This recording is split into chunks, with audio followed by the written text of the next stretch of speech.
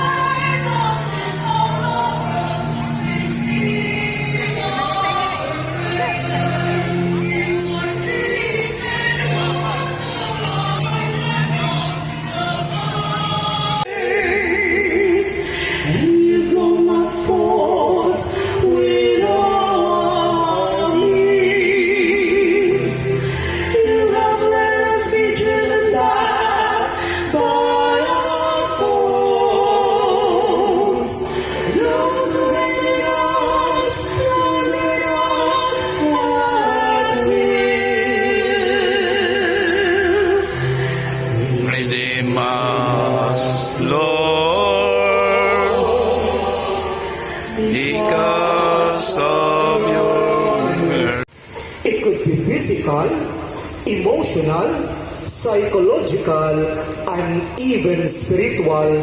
This is discomfort.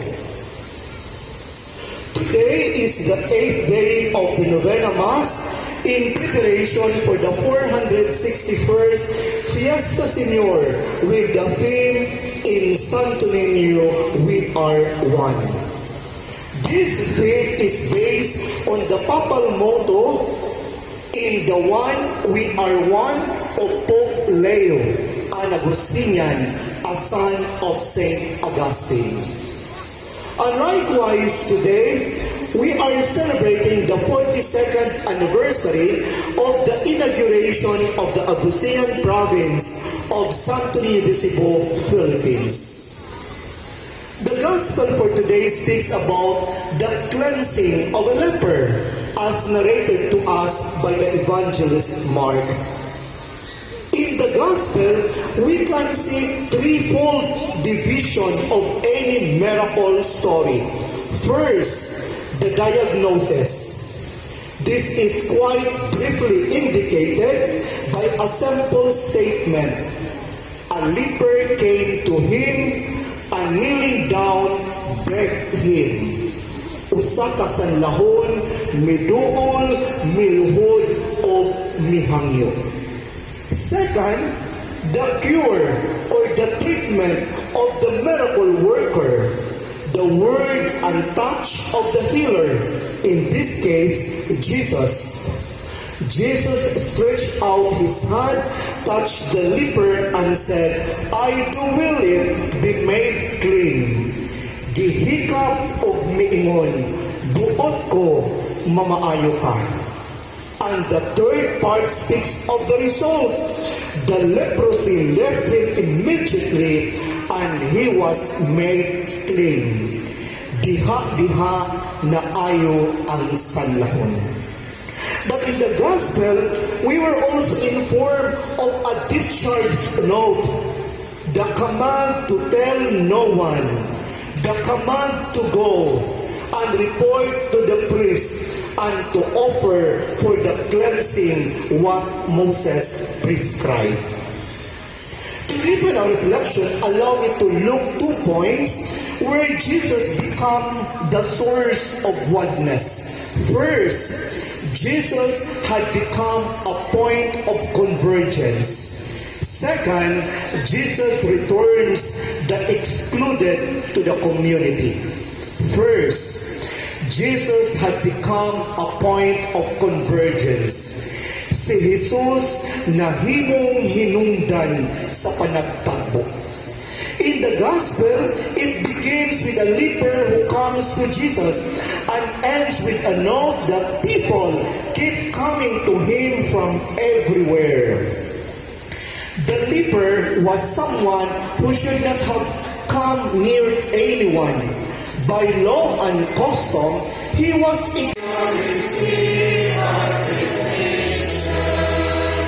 that our public servants always promote the common good in their programs and advocacies and not allow self-love to advance misdeeds and corruption.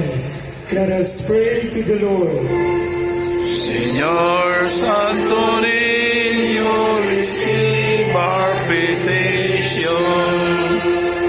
That we may have the humility to recognize our dependence on God in all things. Let us pray to the Lord. Señor Santo Niño, receive our petition. That the members of the Agustinian province of Santo Niño de Cebu, Philippines, express their gratitude to God's unfailing graces by remaining faithful in the search for God, in prayer and study, in the beauty of living in oneness of mind and heart towards God, and in their generous service to the needs of the Holy Mother Church, under the protection of Señor Santo Niño de Cebu and the inspiration of Saint Augustine. Let us pray to the Lord. Señor Santo Niño, receive our petition.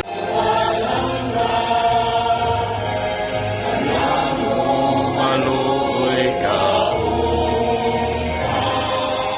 natanim mo ng ilaman, kanamo maluoy ka, kanakanin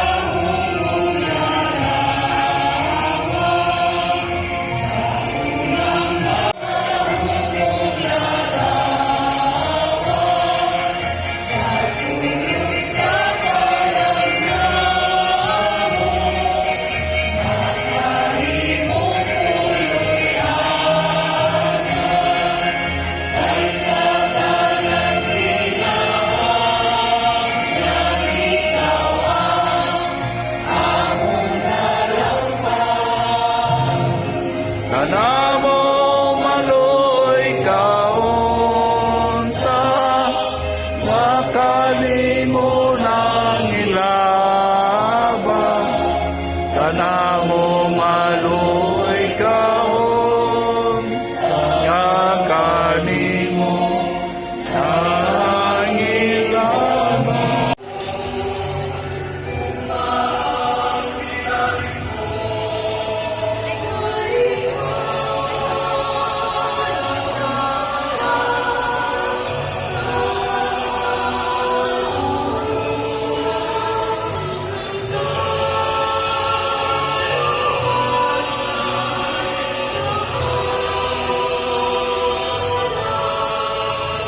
Señor Santo Niño,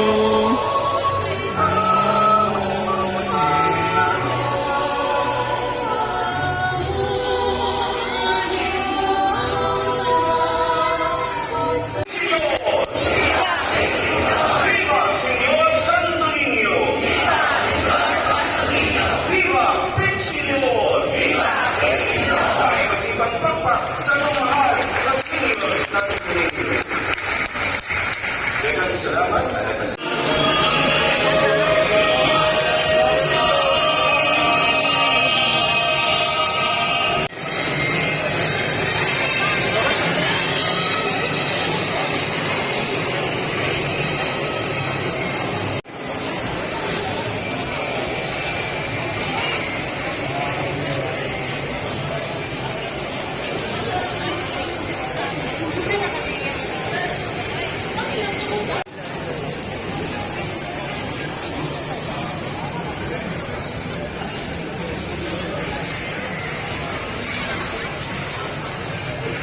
Walang tao.